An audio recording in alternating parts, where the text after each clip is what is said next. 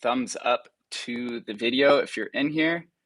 I've never done a live stream before, and so I wanted to test this out a little bit and see what it's like to live stream. Also, we could talk a little bit about the Sothebys auction, and we could talk a little bit about the Cheshire giveaway and maybe what we're going to see moving forward with the Mooncat market as we tend to progress through quarter 4, because I do believe this is going to be something that's really big for all of us. And although the price hasn't shot up like everyone wanted it to be, you just have to be patient because we know these are very illiquid markets at times. And I think it's beginning to show in some of the dialogue that we see out here on Twitter Space.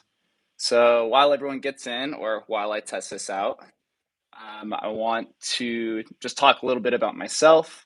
Obviously, I'm somebody who is not hidden. I'm somebody out here who's in real life and kind of showing my face, going against the grain, which I don't mind at all. So, my name's Jake, also known as Cat Dad, obviously, which I have to say, Sotheby's threw out Cat Dad, and I thought they were going to use my real name, but they didn't. So, we're going to continue on with the alias for here on out forward.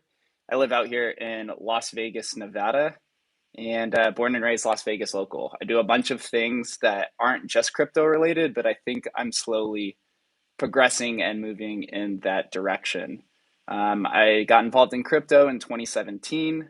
My first coin I bought was Ethereum back in around April time. Traded some altcoins, some Bitcoin, everything that you could probably see in the ICO bubble and test everything out. Back then it was all white papers, and I know a lot of people like to say that, yo, 9 lives, what's good? What is good? First one in the room. Thanks for coming in. So yeah, just talking a little bit about me out here in Las Vegas and my crypto endeavors. We're gonna do the Cheshire giveaway. Yo, Zach, what's good? Digi's here, and Rob. Thank you guys all for coming, man. Without you guys, I wouldn't be able to do a live stream, so I'm doing it right here off of my phone. And so then we could do a lot more things with MoonCats and keep the reminder on. Yeah, I'm gonna try to keep this as short as possible, maybe like 15, 20 minutes. I could tend to talk a lot from my podcasting background. I used to do podcasts for 2, 3 hours at a time, trying to bring that down a little bit. If you guys have any questions regarding Sothebys or just Mooncats in general, I'm happy to answer any questions.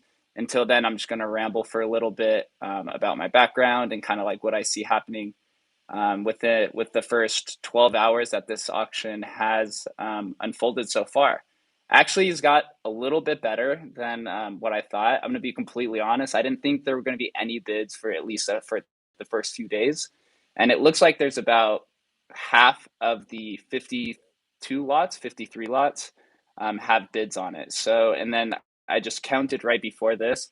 Mooncat number 10 is in about 13th, highest bid total.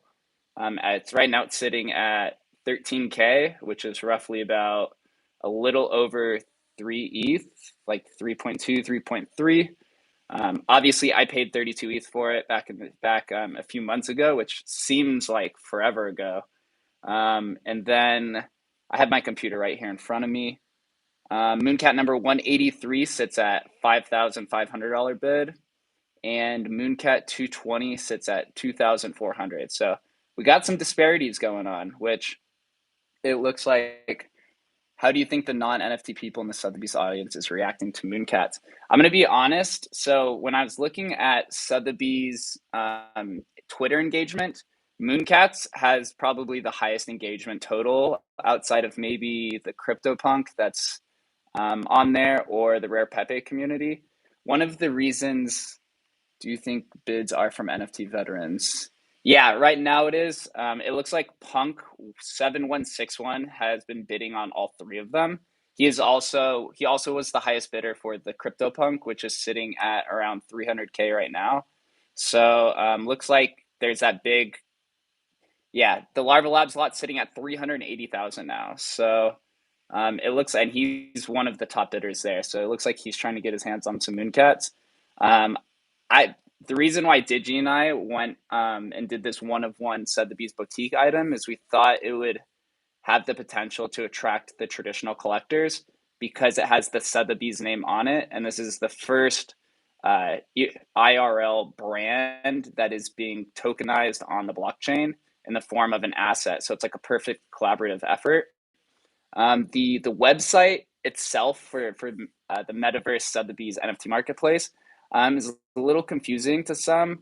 And it looks like they're still working out some things on the back ends with some of the pricing, and some of the things are a little bit different than how I thought they would play out. But I'm going to be honest, Sotheby's, they've been selling stuff for hundreds of years, and now they're fully in. This Metaverse marketplace has been in a handful of different publications so far. Yep, I'm selling at the auction house, man. Like you got to sell at some point. But this is the first ever Mooncat auction, so I feel very honored to be a part of that. Myself and 888, who is selling his Genesis Mooncat, one of his three. I also at one point had over 100 cats, so you have to sell at some point. And also, it's not. I mean, you have to take some profits, but this is a good spot to have some publicity and some light on Mooncats as being a historical artifact, which is what Sotheby's has sold for the prime area of over almost 300 years now at this point. They were founded in 1744. So regardless of whether whatever they're selling is digital or analog, they understand what historical value is. So I think it brings a lot of credibility to Mooncats. I know some people say that it's kind of being misplaced if you're selling at Sotheby's because now you're asking the traditional world to verify what you've been doing. And I don't see it that way, because maybe if the traditional buyers, the devout loyalists who've probably been buying at Sotheby's for could be decades or even centuries if it's been passed along their family. Even if the traditional investors don't buy now, they're becoming more familiarized with it. And those who have a lot of money tend to move very slowly. They want to have more validation to the space, and they aren't going to ape in, or as you could say, right in the beginning. So even if it is NFT buyers now, thank you, sir. I appreciate it. Even even if we're not getting traditional investors to buy now, by some point next year, you'll probably see a lot of them, a lot of more traditional buyers buying. I did or I was listening to a podcast of Noah Davis, who is the NFT specialist, which kind of like kicked off this whole thing. For those who don't know, Noah is the NFT specialist at Christie's. They had a sale at the beginning of October where they sold curio cards. They're doing a Mutant Ape sale. They sold Justin Versanos. Um, yeah, I got you. I got you. I try to explain it. You never know who's trolling. But back in the beginning of August, Noah was talking about how they were selling a full set of curio cards. So I commented on it and said, "Hey, I have a complete set of Mooncats from 2017, 18, 19, 20, 20, 2021. Would Christie's be interested in this?" And he said yes. And then I started emailing him. And then literally 3 weeks later, Sotheby's slid in the DMs and asked if I'd like to be a part of their auction. That's kind of how this really unfolded. It was like very random, but super awesome. Is that they like the cats. The NFT specialist Noah and Michael, who was the NFT specialist at Sotheby's, both told me and led with that they were both Mooncat owners. Noah's first NFT purchase was Mooncats, and Michael said he also purchased back in March upon the day of rediscovery. So it seems like Mooncats is a perfect entry level collection for not just people who are in the NFT world, but for just anybody as well. I mean, cats trend pretty well on the internet. Some of the most watched videos on the internet are literally cat videos. And so it seems like cats and NFTs go really well, and then dogs and fungible tokens go really well. So you see with like Dogecoin and Shiba Inu and whatever weird derivatives that they're doing. So being the first cat NFT, it just really makes sense. And also, I think this is even bigger news personally than what we're seeing with the auctions, is that Ponderware is going to be, I'll cover that in 1 second, how it was rediscovered. Ponderware is going to be one of the few first curators that are going to be listed on the Coinbase marketplace. So whenever Coinbase launches their NFT marketplace, which they said is going to be in quarter 4. My guess would be around Thanksgiving time, because if we remember what happened in 2017, once all the families got together around Thanksgiving and around Christmas is really when Bitcoin went from 4,000 to 20,000 and everything else went ballistic. And Coinbase is pretty smart now. They also are a publicly traded company, so they have to be very strategic with what they're doing, right? So having MoonCats being listed on the NFT marketplace, where over 2 million people have uh, applied already, and now they're going to be able to purchase it in USD. That just opens up MoonCats to pretty much anybody in the United States, because the big barrier right now is that people don't understand how to download MetaMask and buy ETH and then go through the gas fees and everything like this. So that's going to be something really big to look out for. Why do you think Pondware has been so active as devs versus punks? Pondware was one of the first, well, obviously it was the first generative art project, naming mechanism, cat, whatever. They're just very open with what they do. And so I think because punks have kind of took off and they have this like very large like social clout mechanism tied to it, like where it's a very heavy hey, what's up, Chris? Coinbase NFTs are going to be monumental for Ponderware. Yeah. Larva Labs has this like weird, like behind the scenes mystique. They are all about their clout. Ponderware is all about open. Like well, punks were free to claim. MoonCats were also free to claim. And Ponderware, I don't know, they just don't want to hide behind the scenes. That's one of the reasons why I decided to ape-in, is because Pondware is very open with what they're doing. I see MoonCats as like programmable historical value. We're all here because MoonCats are historical, but they're also building utility and customization on top of it. I put a tweet out, I think it was last night, where I said, what other NFT can you name a cat? Can you buy a spaceship for a game that you can that will be created, 2 different games? And you have a boutique store that's fully on chain, so you could customize it with so many different facets, and they're only going to continue to introduce more utility to it. Why don't MoonCats get more recognition in the market? It's because they are a historical project, but we are many years behind in community building. If you look at Rare Pepes that have been around since 2016, and even CryptoPunks that have been around since 2017, they're also historical projects, but their community has been around for 4 to 5 years. And if anything we've learned in the NFT space is that your community is almost as valuable, or if not more valuable, than the asset itself. So we're doing well. Even though the floor price stays the same, I don't really pay attention to that. I try to pay attention to the unique owners, where I looked this up the other day. We were at 1,600 acclimated owners in July, and now we're at 4,950 roughly. So we've literally tripled in about 3 to 4 months in unique owners, and it's only going to continue to grow. So the large supply of 25,000 MoonCats has been a big hindrance, yes, because maybe there's not enough unique owners in the space to fulfill that commitment of having maybe a 10,000 person community. But once the NFT space grows and we have 10,000 unique owners or more, that's going to be the biggest benefit, because then the floor is not going to fall as much. So it's kind of the same idea with fungible tokens and Bitcoin, where you have the S adoption, where it's very volatile in the beginning, and then you have the massive price increase, and then it kind of tails off at the end. So you just really, with MoonCat, you really have to be patient. There was a lot of different things that happened in the beginning, and this is to go on the question of how they were rediscovered.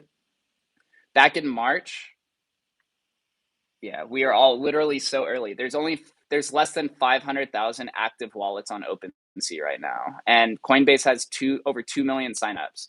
So we're saying that Coinbase potentially has 4x or more customers that are going to be incoming, and that they could buy with dollars. That's why I'm like really bullish on that.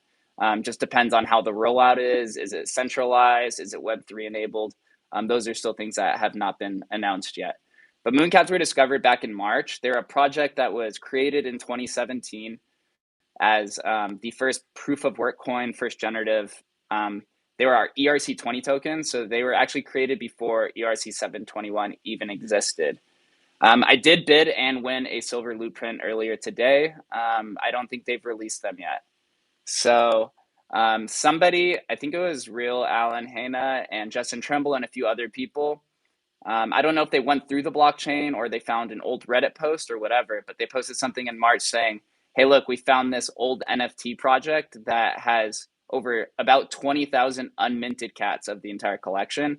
There was only about I think 5,750 ish cats that had been minted over the last 3 years or four, and then they put the directions on how you could mint them because when they were rediscovered, you had to interact with the raw contract because since MoonCats were abandoned, whichever word you want to use, um, the website became deconfigured with MetaMask because of the updates that continue to happen. So you had to go into Etherscan and you had to mint it that way. And this is before the whole NFT archaeological movement happened. So you could say Mooncats, and I think there's a few other projects that were around the same time that kind of sparked the whole NFT archaeological movement, where now you have people literally going through the back or like looking through the entire Ethereum blockchain history, trying to find abandoned NFT projects that have historical value because the date is set in stone on the ledger, so you know when it was actually created.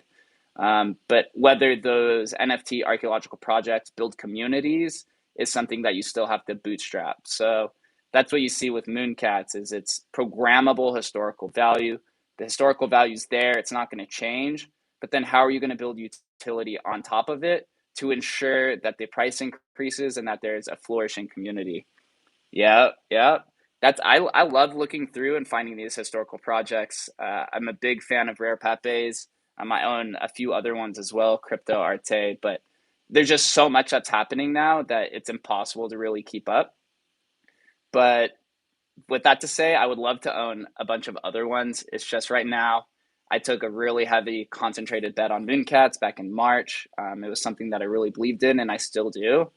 And that's why I started creating a bunch of education around it and revealing myself or whatever you want to call it because we all win together. So, with that being said, um, what's going to happen at this auction?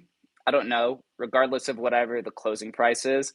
From at least all of the auctions that I've looked at or that I've seen this year between the ones that happened at Christie's and Sotheby's in April and the ones that have happened recently, the majority of them don't reach the Moon Boy math numbers that we all wanted to hit.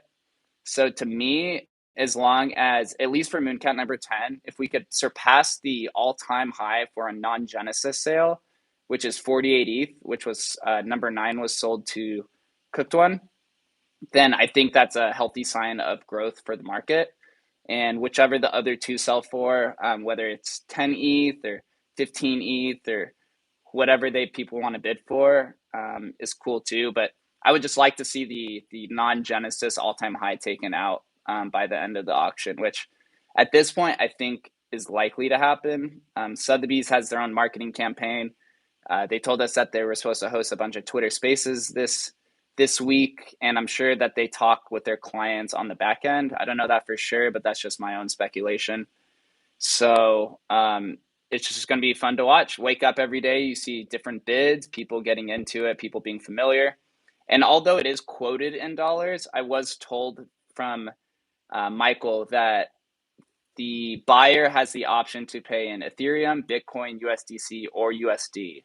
And so with Sotheby's, it was quoted in ETH and you had to pay in ETH. So I think this might be the first auction where the buyer has the potential to pay in Bitcoin, which is pretty cool. It's showing the cohesiveness of the did you physically go to Sotheby's? No. So Sotheby's is hosted in London. They have it as an online auction because London right now has strict COVID protocols.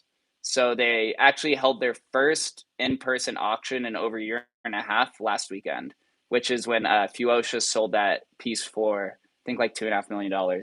So my guess is in the future they're going to have them in person, but right now because London has strict mandates with COVID, is that so they were unable to have them in person, which is okay. We're all growing. We're all trying to learn this on our own and figure this out.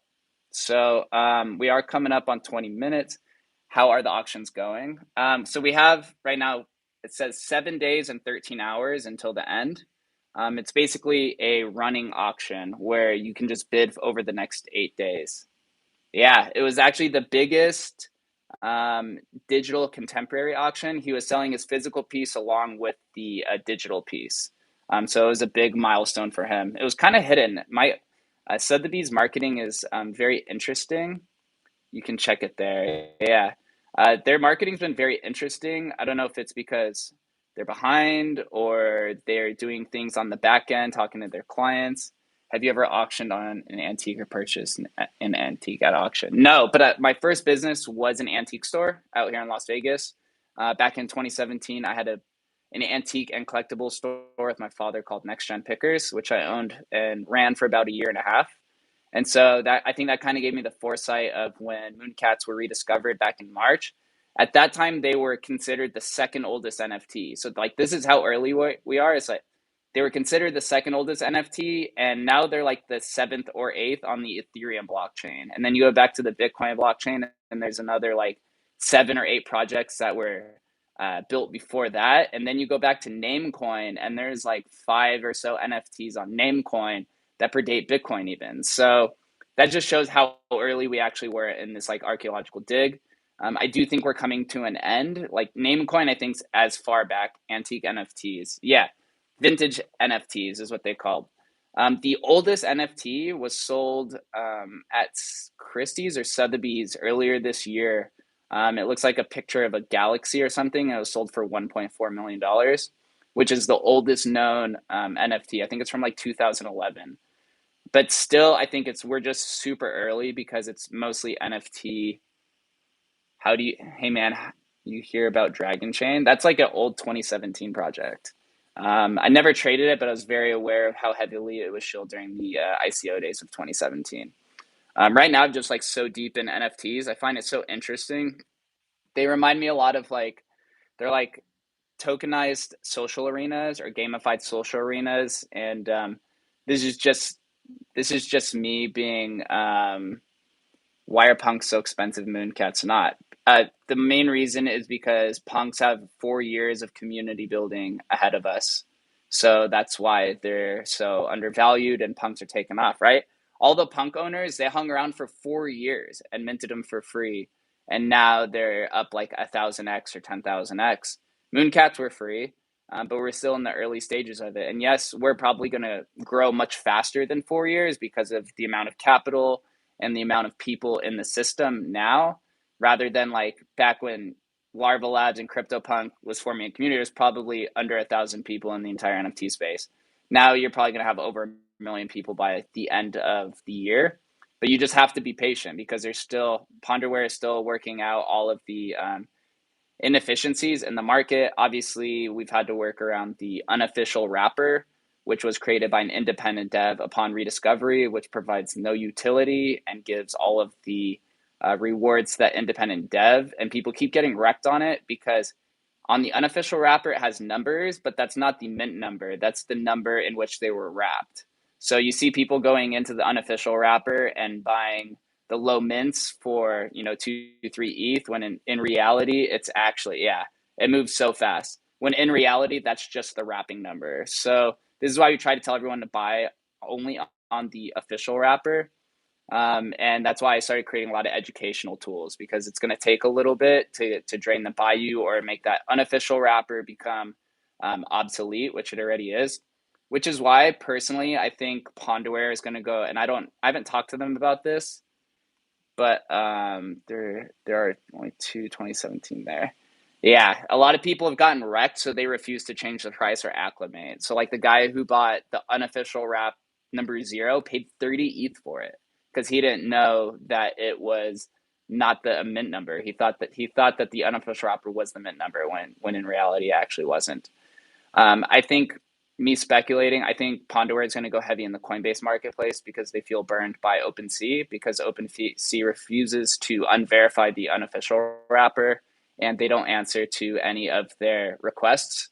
So if I were Pondor, I would just move everything to Coinbase if they offer or if they provide the marketability that we've been asking for and they answer to, yeah, exactly. Broken Sea, man.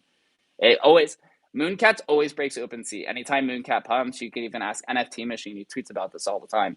Anytime Mooncats pump, it goes down, like without a doubt. So I wouldn't be surprised to see Pondor go pretty heavy into the Coinbase marketplace, especially cats and retail go together pretty well. Yeah. So I'm saying it makes a lot of sense depending on if they're going to be Web3 capable, if it's self custody or however Coinbase wants to run it. You will probably end up doxing your wallet. So whether you want to move them to a different wallet or not, yeah, Wasi's are pretty cool actually. I haven't gotten into them, but I like Loomdart. I like the Wasi. That's like a very specific crypto meme. Thank you. I've actually I've gotten that many times. Appreciate it. I think I take it as a compliment. When I worked over at Omnia nightclub, I'm out here in Las Vegas. I used to get it like every shift. They'd be like, you look like that guy from Maroon 5. Let's get a MoonCats DeFi marketplace, right? How would Pondaware go heavy on OpenSea and Tail? They do already, right? They have their royalties tied into it, but if Coinbase allows for creator royalties, I don't see why they wouldn't just move over to Coinbase, especially if there's a heavy US Mooncat customer base, which I don't know. I don't have the stats on it, but just Coinbase is mostly US. And so it just makes it easier, especially with the purchase of USD, as we've seen. Coinbase pumped Shiba Inu really hard, and they pumped Dogecoin. Why wouldn't they just buy cats that are NFTs? I know it seems like such a common thing to me. That's just me kind of speculating on it, but we'll see. We'll see what happens. You just got to be really fast. Mooncat number 10 owns a second item in lot 29, the boutique. Yeah, thank you, Digi, for that. Me and Digi worked really hard. Digi actually flew down here to Las Vegas, and we met in person to talk about what we were going to do with this boutique item. I believe, and Digi believes, that on-chain customizable assets are going to be a heavy future with NFT collectibles. We see BGANs are beginning to start do this as well, where you could put the bodies on your punks. So if you have real world brands beginning to market in the boutique store, it only further incentivizes them to buy cats, right? So if MoonCat's floor, we'll say 2 years from now, is 5 ETH, and ETH is at $5,000, you're saying every MoonCat is worth 25,000. And then if you have a company like Coca-Cola come in, they build their own Coca-Cola accessory, then they can literally market that cat and give it in a giveaway worth $25,000 with their brand on chain. So to me, it just seems like something that's, again, Ponderware creating something of a first and being ahead of the game, which is something they continually do over and over and over and over and over. I don't know why anyone shorts them. I think influencers do vintage limited supply accessories hold its value. Right now, the only ones that I see really do are the McDonald's hats have a slight premium. Some of the like mecha things that Tusk builds, like the Mecha Godzilla, and some of the like more elaborate ones seem to, but it's still too early, I think, to weigh value to accessories. I think if you like it and have a personal preference, then buy it. When I accessorized Darth Kitty, which is Mooncat number 90, which I ended up selling to Pentoshi at the beginning of August for 70 ETH. I accessorized it with all what's considered day one accessories. They were the ones that were listed the first day, because I believe 2-3 years from now, when the boutique store has over 10,000 accessories, there's going to be some sort of value ascribed to being a premium. Exactly. Accessories are NFT gold. Going back to programmable historical value, man. All the cats have historical value. You don't have to accessorize them at all. But if you could find, yes, let me talk about that for a second. I'll talk about the names in a second. If you can then take your historical value and then customize it and sell it off to somebody who it gives you a little bit more of an edge, then I don't see why not. It hasn't diminished any of the value with the accessories. It's only increased. And so it's just a cool trend to watch. Names. I'm really bullish on early rescue names. And the reason why is because Beautiful Data, I don't know if he's in here or not, he created a spreadsheet with all of the cats that were named in specific years. There's only about 280 cats that were named in 2017. There are some people who own 2017 rescues and then name them after to try to trick people. But if these cats were named in 2017, I think that just further adds to the historic value aspect of the Mooncat. Especially in the top 100 alone, there's a cat that was named Clinton, Trump, Nick Szabo, Vitalik, and I think there's one other politician. And these are all named in 2017. And with what was 2017 such an iconic year, right? It was Trump's first official year as presidency. This is when crypto really blew up, and a lot of other things that are going. It just further induces more scarcity because now you have only 270 cats in 2017 that were named. So I actually own a bunch of named 2017 character cats, because that just like it's like such a super small amount of cats that can exist in those categories that I don't know. It just seems like it's something that's not really priced in yet. So those are things that I actually look for. Yes, beautiful data is a good person. Good person. So named cats, they haven't caught a premium yet.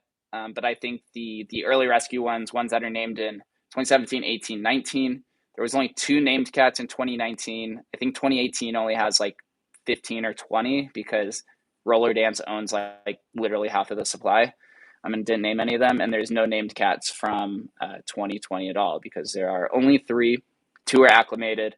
The third one might be lost. We've tried to reach out to that person who has that ERC20 version of the 2020 cat and we haven't really gotten a response. So somebody's sitting on gold and they either have no idea or they lost it in their wallet somehow. To be determined. There was a 2017 name cat that sold for 15 ETH today. The one that sold for 15, yeah. And it was also a pure too. So again, the amplifiers. The early rescue cats are the rescue year has the highest premium out of anything, whether it's a character cat, an early rescue, a name, trait rarity, all these different metrics. Early rescue 2017 holds the highest, but then you got a name and you got a pure on top of it. So those are just amplifiers on top of the cat itself. And at least that's kind of how I see it. So what's it? Cat's name was Sabrina. Heck yeah. So yeah, we have a lot of different things that are turned out. Some accessories are very limited. Yeah, there are some one of ones. Something that Digi has begun doing is doing customized one of one items. Obviously, the boutique item that's up for auction is a one of one, but he also did a one of one personalized for DJ Churro. And DJ Churro didn't even own a cat. So he got DJ Churro a specific accessory, and DJ Churro then bought the cat for it. And he probably won't ever sell the cat because that item has his name on it and it's a DJ booth after his profession. So those kind of things, I think if we can, whoever the designers are, if you could tap into like the PFPs of like Bored Apes and Cool Cats, Penguins, some of the popular ones from this year, and you can build accessories that cater to those projects, I think you'll be able to onboard them and ape into whichever cats, probably the 2021 ones. So there's a lot of different marketing tools that we can use. We just have a lot of growth. You have to be patient. You have to believe in Ponderware at the end of the day. Thanks for doing what you're doing. How do you think of cats from 2018, 19, 20? So my preference, it's 2017, 2020, 2019, and then 2018 in that order. I've noticed some accessories complement each other also. Yes, very, very, very true. The only thing I like 2018 cats, it reminds me a lot of like the Bitcoin to Litecoin kind of similarity, but also just that Roller Dance owns half the supply makes me not want to own as many unless you could get like a 2018 character cat or like an amplifier of that is just being dumped on. Having somebody have control 50% of the supply is just very worrying. And that's not just MoonCats, that's any vintage NFT collection. We see this happen a lot in curio cards, and it's also happening a lot in rare Pepes where the OG holders come in and they wait for a pump and they start listing everything and then it just dumps and tanks the price. Who owns 50%? There's a guy named Roller Dance. He might also have another name that starts with a Z. I don't remember what it's called. He is just an autist who literally rescued over I think it was 1,100 2018 cats for free. So, and then he held on to it. And if you look back in February of 2021, and even I think in late 2020, he was tweeting out about how MoonCats was a 984. Yeah, he has sold off. He's sold off over 100. At one point, it was like a little over 1,100 that he owned. Most of them are the ERC20 unwrapped version, but he has begun listing some of them and selling them. So just because of that, I'm not as bullish on 2018s. Obviously, they are early rescues, but just the year 2017 is super iconic for crypto. And then 2020 is also, yeah, not all heroes wear capes. And then with 2020, it's the year of COVID, right? Bitcoin sold off 50% and other altcoins sold off literally 80, 90%. And then we just kind of had our transcendence upwards. I think that's also just another iconic year. I also own a 2020. So full disclaimer, I'm kind of shilling my own bags at this point. So unless there's any other questions, I'm going to do the giveaway and I'm going to show you guys the screen for the giveaway because I'm streaming from my phone because I wanted to test it out and see. If ETH moons to 20, 40K by the end of the cycle, peak, like some people, do you think NFTs like MoonCats will hold their value in ETH? That's still to be determined. It's all like NFTs are leveraged ETH plays at the end of the day. Um, there's a part of me that thinks that regardless of whatever the dollar price is, there's autists out there that just don't care about what the dollar value is. Once you've acquired a certain amount of wealth in USD, it just becomes a flex, and that's what you see with CryptoPunks and so I think Ether Rock is a good example of that, where it's just, and a digital rock that was created the day after Christmas in 2017. And now you just have a social arena of 100 people who are all very wealthy, who are all kind of just flexing on each other and showing off how much wealth they have. It'll probably hurt MoonCats more so the floor. But if you have a smaller collection, like with the 2017s being only 3,000 roughly, whereas the 2021s have a supply of 20,000, and those people who are participating in the 2021s tend to be more of the flippers than the holders. You'll probably see a massive drop in that floor, which will bring some of the MoonCat market down. But I think once we can attain maybe 7,000 or 8,000 community members that are holding MoonCats, I think that's like a very stable number that's going to be larger than pretty much any other traditional NFT collection in terms of owners, and that will just amplify MoonCats, and we can share our message. So, are there any other questions before I do this character cat giveaway? I can take you guys off and show you. Yeah, this is my little 400 square foot studio out here in Las Vegas. So just to let you guys know, even though all these people are considered whales or whatever you think, you can still operate and maximize optimal efficiency in a small place. Definitely picking up lots of MoonCats after the bull run. Yeah, no freaking kidding, man. So I'm gonna flip this around. Oh, and this is my view in Las Vegas. So I live in what's called the Arts District down here in Las Vegas, and so that's a cool view that I get to see. So here is the giveaway. This is from Twitter Picker. Basically, you can control. So basically, I wanted to make sure that these people, I'll probably bring this down a little bit. We'll do 500 tweets for people to participate. We want to make sure that they have a description because I want to make sure that I'm not giving this away to people who are just creating accounts for giveaways because I know that's a very popular thing. So these are all the entrants. We have 353 people entering into this Cheshire giveaway, which is going to be about a $5,000 giveaway, which I would say that crypto probably has the best odds because you're only 350 people to win 5K. That's like better than the lottery. So, all right, 3, 2, 1. Let's see who this winner is. Bum, bum, bum. Where did you go? Where is the winner? Oh, there it is. Wow. Bricked Router, one of the homies. Is he in here? There is a possibility that he's even in here. Right? Wow. Going to a local community member. That is just awesome to see. So, um, congrats to the homie. Yeah, bricked. Wow. Congrats to him, man. That's cool that a community member got it. So I'll shoot him a DM and then I will transfer over the Cheshire Cat to him. And yeah, good for him. Thank you guys for hanging out. I'll be doing more of these out here in the future. Thank you guys all for allowing me to get to 1,000 subs so that I could do these kind of live streams. So with that being said, we have a week of the auction and a lot more to come throughout quarter 4. So stay tuned, be patient as always, and I'll see you guys here pretty soon.